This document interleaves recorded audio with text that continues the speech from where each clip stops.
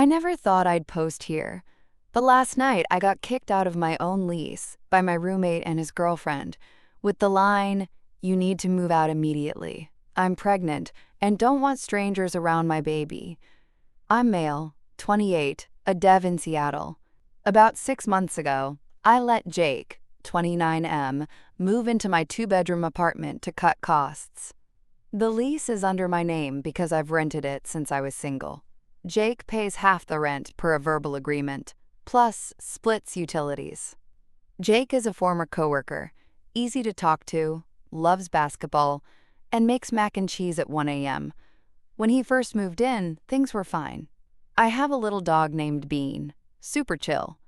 Jake has a girlfriend, Emily, 26F, who works at a nail salon in Capitol Hill. Sometimes Emily came over and stayed the weekend. I didn't mind as long as they washed dishes and didn't scream in the middle of the night. After a few weeks, sometimes turned into often, then into basically living here. Emily brought a suitcase, then added a mini vanity. Her toothbrush, skincare, and hairdryer crowded our bathroom like she'd signed a co-owner addendum. I gently reminded Jake once, "Hey, just a heads up, the lease only has my name. If Emily is staying long-term, we should let the building know to add her, or at least adjust how we split costs." Jake laughed it off. Yeah, no big deal. She's just here for a few days." A few days became 2 months. Gas and electricity went up, more trash, the washer running constantly because, I don't know, it felt like clothes got washed after one wear. I sent Jake an updated cost breakdown, including a quote-one guest share. He left me on read.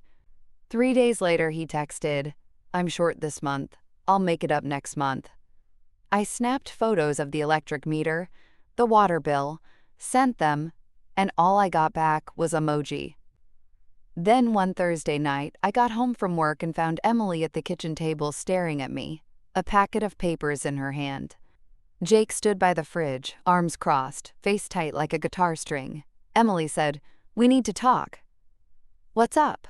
I put down my bag. Bean circled my legs and curled up on the rug. Emily took a breath and slid the papers toward me, an ultrasound print. "I'm pregnant. I don't want strangers around my baby. You need to move out immediately." I blinked like she was joking. "Sorry, what?" Jake added, "I know it's sudden, but you get it, right? Pregnant women need space, less stress. You work late, you take calls, the dog. It all makes Emily anxious." I looked at the ultrasound. The corner had the hospital name, dated 2 weeks ago. I swallowed. "First off, congrats, but this is my apartment. The lease is under my name. If anyone should be moving, it isn't me." Emily looked at me like I'd just cursed the baby. "You're being selfish. I can't sleep knowing a strange man is wandering around. I need safety for my child." "Emily, I'm not a stranger. I'm the tenant. And you're basically an unregistered guest who's been here for 2 months. Jake smacked the table. "Fine, then move into the living room for now. We'll take the master because Emily needs a bigger room, closer to the bathroom, until we find a new place." I let out a small laugh because I couldn't believe this was real. "Are you serious?" "Very serious. Starting this week," Jake said, staring straight at me, "or you move out." I took the ultrasound back to my room. The master has a big window facing the lake. I paced like I was electrified. Something felt off. Not because they were having a baby, though that was unexpected, but because of how brazen the demand was. I emailed building management that night. "What's the policy on long-term guests?" The reply the next morning: "Guests staying more than 14 days must be reported and added to the lease, with background screening." I wrote back, "Jake and his girlfriend have been here greater than 60 days. Management read it and scheduled a meeting." Meanwhile, Jake and Emily launched a campaign to push me to the fringe. I'd come home to greasy dishes everywhere, my food in the fridge shoved to the bottom shelf, the spice rack rearranged, the trash overflowing. Emily taped a note to the microwave. "No heating after 9 p.m. Pregnant woman needs sleep." I grim laughed and told myself to stay calm. I bought noise-canceling headphones. ate in my room, avoided conflict. Another night, Emily knocked on my door. "Can you keep your dog from running around? I'm about to be a mother. I don't want germs." Bean's fully vaccinated. Honestly, he's cleaner than the kitchen counter right now. I kept it as polite as I could. She glared. "You're being passive-aggressive, I can tell." Jake stayed quiet during these chats, but texted me a list of pregnancy needs. No strong-smelling food in the kitchen, no using the washer at noon because Emily naps, no guests, lock the door immediately upon entry, turn off the hallway light by 10 p.m. The list was so long it felt like a hospital ward handbook. I replied, "No, this is my home, you two are breaking the rules." 3 days later, an email from management. "We received a complaint. All non-lease residents must vacate within 72 hours or come to the office for background checks and to be added to the lease. Otherwise, we will proceed with a violation." I printed it and taped it to the fridge. That night, the kitchen reeked of tomato sauce and fried onions. Emily stirred a pot while Jake chopped chicken. They stared at the printed email like it was a prank. Emily smirked. "We talked to my mom. She said an expectant mother should be prioritized." "The building doesn't run on your mom's gut feelings," I said flatly. "If you want to stay, get screened, sign, and pay your share. If not, you need to leave. I'm not going anywhere." Jake stepped closer, lowered his voice. "You think you're being kind? Emily is stressed. You're destabilizing her." "I'm not destabilizing anyone. I'm following the rules and protecting my home." They decided not to leave. They switched to occupation tactics. Over the next week, they plopped baby stuff in the living room: a bassinet, a box of diapers, a pile of newborn onesies. Emily sprawled on the couch, blasting pregnancy YouTube videos. Every time I walked by, she clutched her belly and huffed like I was a biohazard.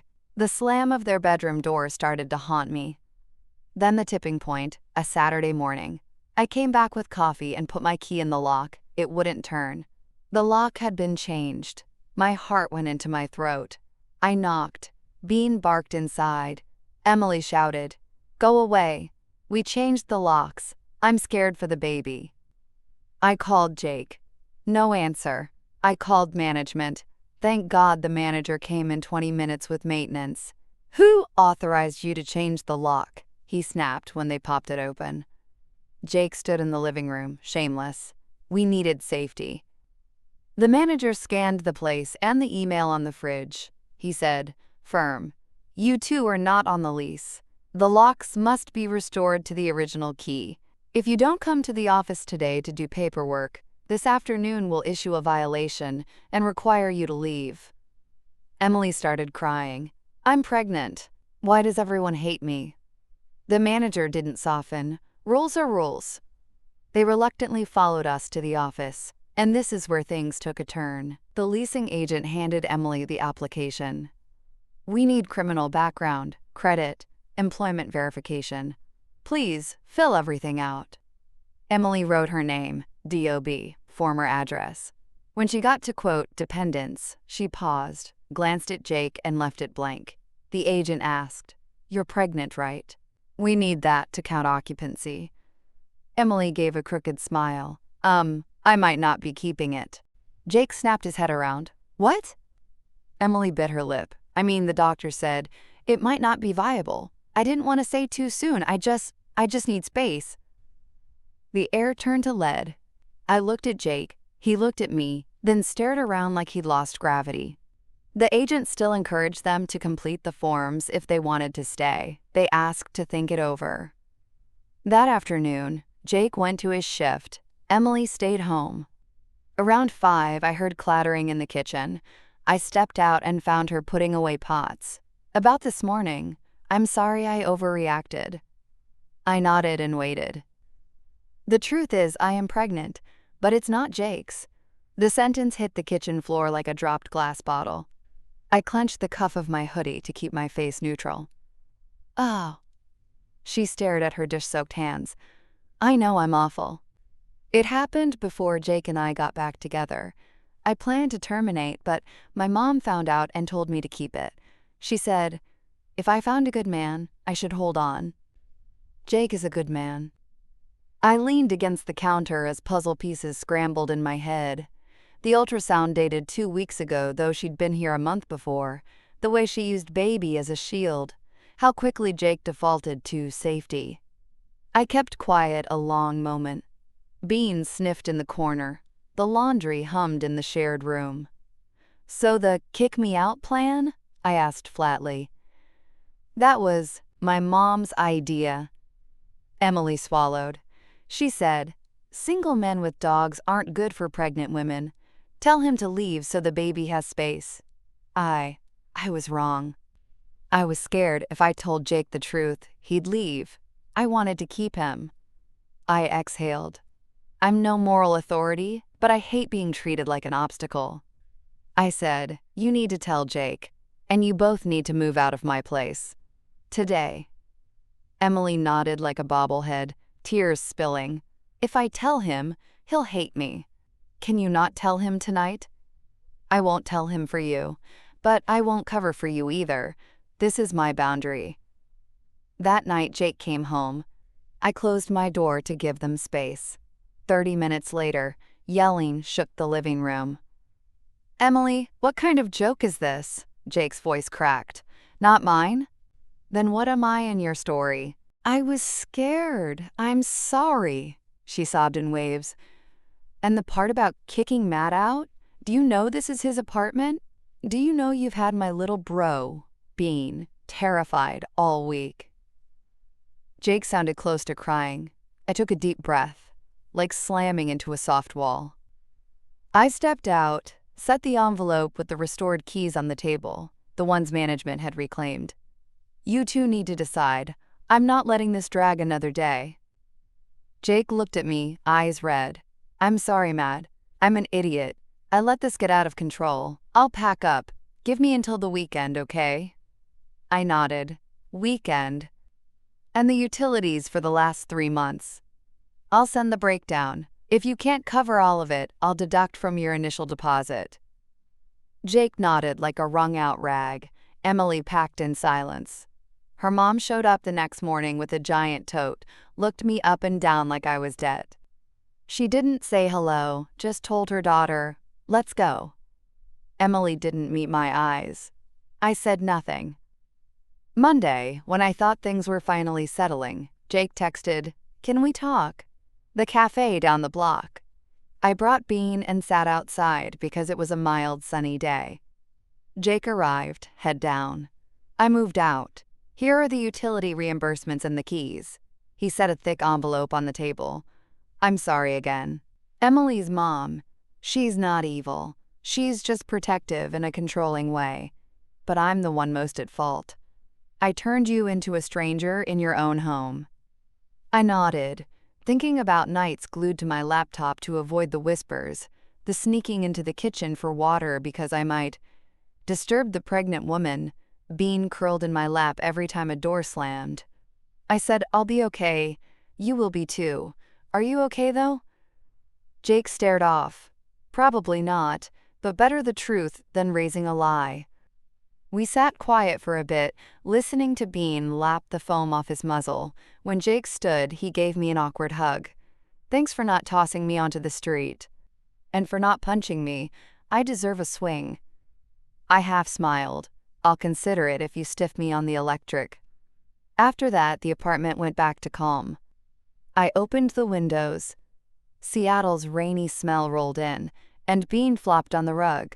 I peeled off Emily's sticky notes, wiped the counters, washed the pile of glasses they left behind. I put on some soft jazz, made a bowl of ramen, and savored the feeling of not being watched. But that first line kept snagging in my head. You need to move out immediately. I'm pregnant and don't want strangers around my baby. I kept chewing on the word strangers. I've lived here almost 3 years, paid the rent, signed the papers, picked the curtains, hung the art in the living room, changed the light bulbs, and I got labeled a stranger. There's something scary about how a title, expectant mother, can turn someone else invisible. Like every basic boundary can be rolled up by 2 words: priority status. A week later, management emailed to confirm everything was resolved. I added a clause to any future roommate agreement. No long-term stays without being on the lease and splitting costs. Violation equals immediate termination. I also bought a smart lock and a video doorbell, so I have proof if anyone thinks changing locks is a bright idea again. Sunday afternoon, I cleaned the pantry and found an envelope wedged between cookbooks. Inside was the original ultrasound, what Emily had handed me, and a folded note. "I'm sorry, I know I was wrong. I hope you won't hate all pregnant women because of me. I don't. I just hate being forced out of my own life by an untold story. Some friends say I should sue over the lock change. Others say I should forgive because pregnancy hormones. I'm not a judge, but I do want to ask the community. In this situation, where my roommate and his girlfriend told me to move out immediately because she's pregnant and doesn't want strangers around her baby, was I too harsh or still too soft? Am I the asshole here?